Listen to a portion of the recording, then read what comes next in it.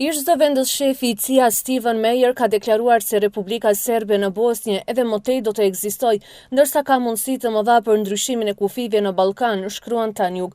Meyer në një intervistë për Večernje Novosti ka theksuar se do të ndryshojnë kufit në Kosovë, Bosnjë dhe Hercegovinë dhe Maqedoni.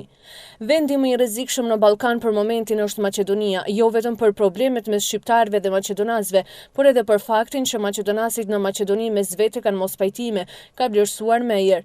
Në pyetjen sa do të vazhdojë të ekzistojë Republika Srpska, ai tha se sipas tij do të ekzistojë, por nuk dihet se në çfarë forme.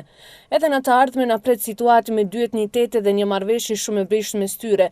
Të gjithë vendimet duhet të merren në nivel të etniteteve. Bosnjë-Hercegovina është shtet fiktiv, shtet vetëm në kartë, ka thënë ai. Duke u përgjigjur pyetjes se nëse ekziston mbështetja e SBA-s për ndryshim të marrëveshjes së Daytonit dhe për forcim të pushtetit qendror në Bosnjë-Hercegovinë, Meyer theksoi se konkluzioni i përgjithshëm është se Shtëpia e Bardhë i mbështet muslimanët bosnjak dhe se ambasada amerikane në Sarajevo çdo herë ka insistuar për krijim të shtetit të vetëm.